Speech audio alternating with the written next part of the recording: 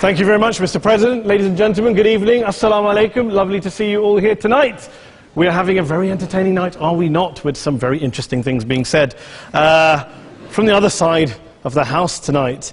Let me begin by saying, as a Muslim, as a representative of Islam, I would consider myself an ambassador for Islam, a believer in Islam, a follower of Islam and its Prophet. So, in that capacity, let me begin by apologizing to Anne-Marie for the Bali bombings. I apologize for the role of my religion and me and my people, for the killing of Theo van Gogh, for 7/7. Yes, that was all of us. That was Islam, that was Muslims, that was the Quran. I mean, astonishing claims to make in the very first speech tonight, on a day like today, where the Conservative Prime Minister of the United Kingdom is having to come out and point out that these kind of views are anathema. And I believe you're trying to stand for the Labour Party to become an MP in Brighton.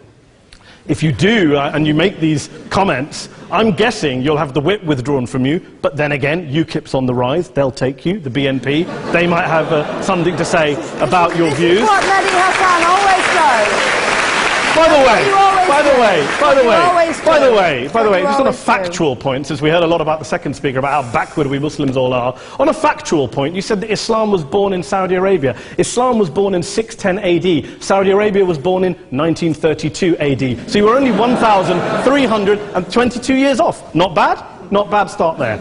Talking of maths, by the way, a man named Al-Khawarizmi was one of the greatest mathematicians of all time, a Muslim, worked in the golden age of Islam.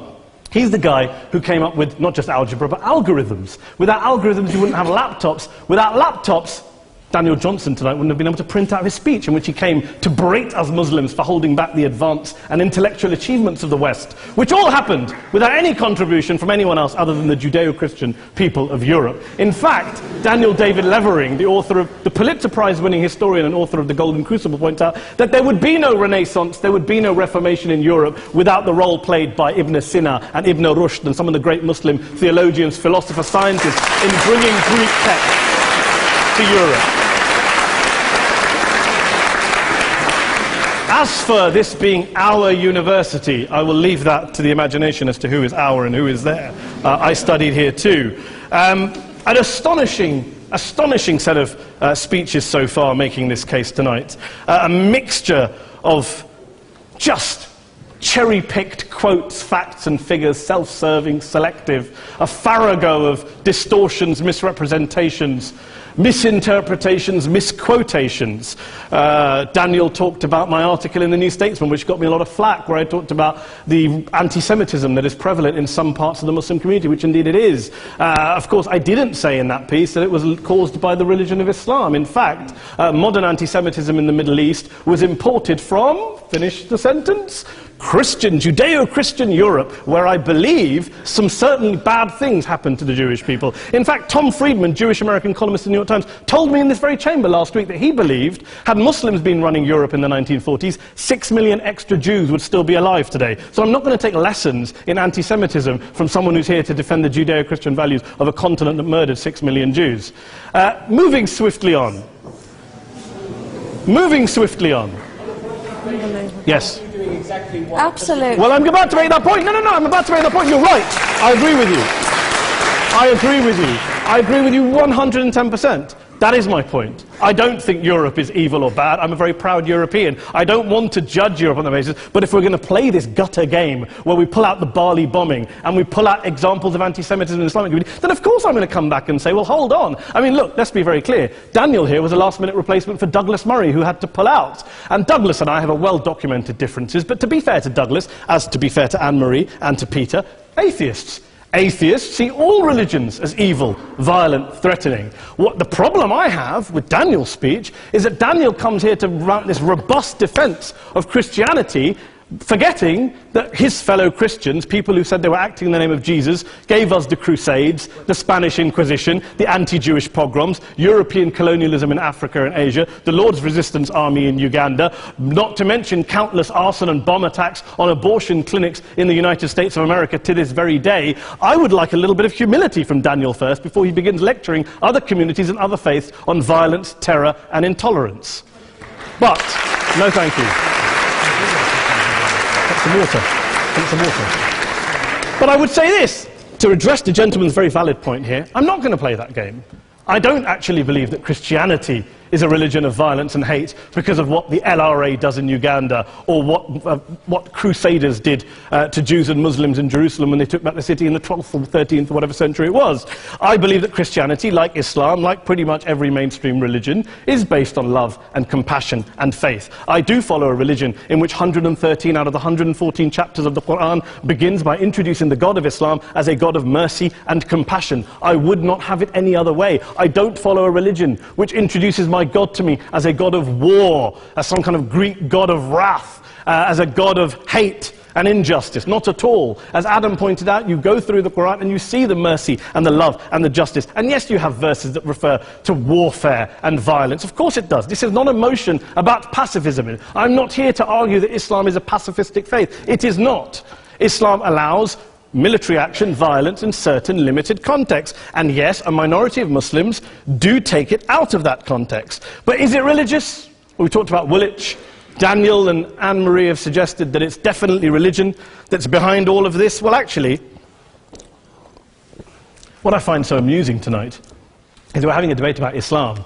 And the opposition tonight have come forward. We have a graduate in law, a graduate in modern history, a graduate in chemistry.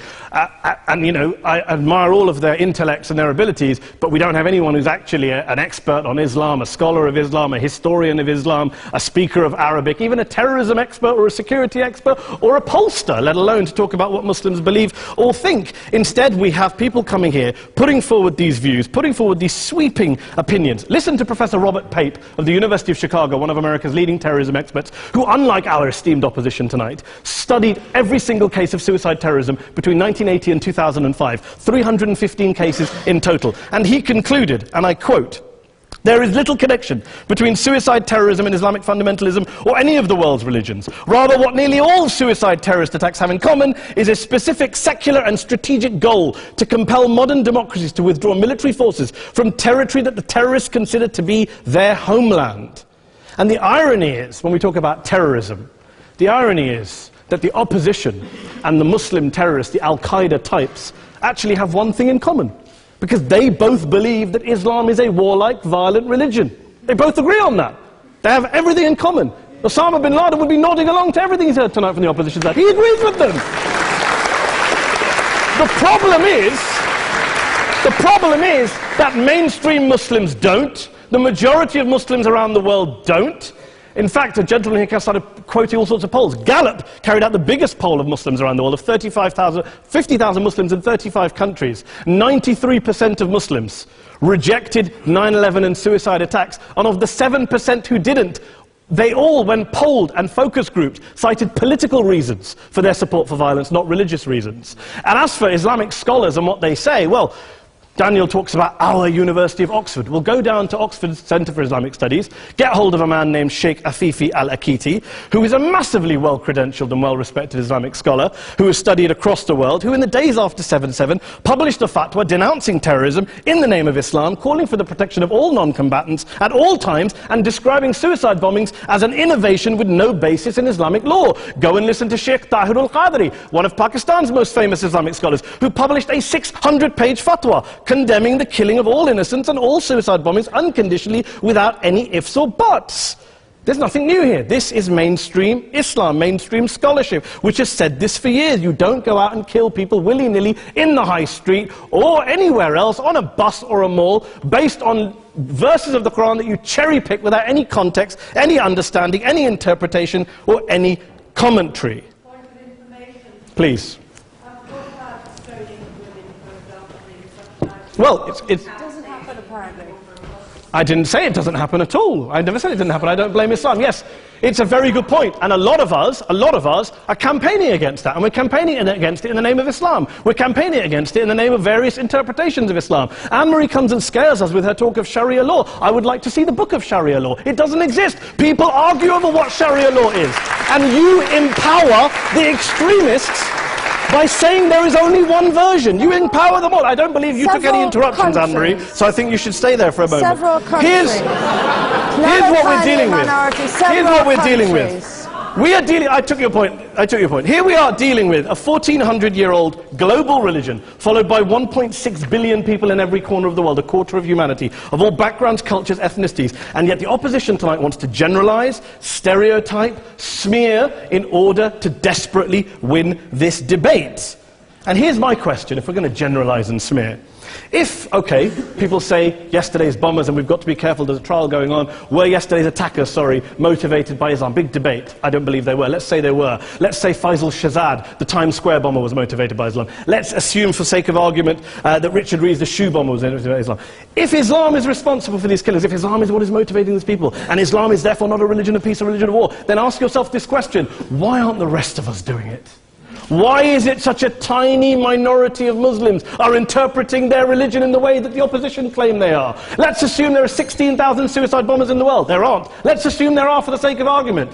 That's 0.001% of the Muslim population globally. What about the other 99.99% of Muslims who the opposition tonight either ignore or smear? The reality is that the rest of us aren't blowing ourselves up tonight. The reality is that the opposition came here tonight not worried about the fact that me and Adam might pull open our jackets and blow ourselves up tonight because we're followers of a warlike warrior religion which wants to take over Europe and Daniel's university. The issue is this. The issue is this. Unless the opposition can tell us tonight, and Peter Atkins is here, one of our great atheist intellectuals, can tell us tonight, can answer this question tonight: why don't the vast majority of Muslims around the world behave as violently and aggressively as a tiny minority of politically motivated extremists? Then they might as well give up and stop pretending they have anything relevant to say about Islam or Muslims as a whole. Ladies and gentlemen, let me just say this to you. Think about what the opposite of this motion is. If you vote no tonight, think about what you're saying the opposite of this motion is. That Islam isn't a religion of peace, it's a religion of war, of violence, of terror, of aggression. That the people who follow Islam, me, my wife, my retired parents, my 6-year-old child, that 1.8 million of your fellow British residents and citizens, that 1.6 billion people across the world, your fellow human beings, are all followers, promoters, believers in a religion of violence. Do you really think that? Do you really believe that to be the case? They say that in the Oxford Union, the most famous debate was in 1933, when Adolf Hitler looked out for the result of the King and Country motion, where they voted against fighting for king and country, and Hitler was listening out for the result. Well, tonight, 80 years on, there are two groups of people around the world who I would argue are waiting for the result of tonight's vote. There are the millions of peaceful, non-violent, law-abiding Muslims both in the UK, Europe, Asia, Africa and beyond, who see Islam as the source of their identity, as a source of spiritual fulfillment, of hope, of solace. And there are the phobes, the haters, the bigots out there who want to push the clash of civilizations, who want to divide all of us into them and us and ours and their. Ladies and gentlemen, I urge you all not to fuel the arguments of the phobes and bigots. Don't legitimize their divisions. Don't legitimize their hate. Trust those Muslims who you know, who you've met, who you hear, who don't believe in violence, who do want you to hear the peaceful message of the Quran as they believe it to be taught to the majority of Muslims, the Islam of peace and compassion and mercy, the Islam of the Quran, not of Al-Qaeda. Ladies and gentlemen, I beg to propose this motion to the House. I urge you to vote yes tonight. Thank you very much for your time.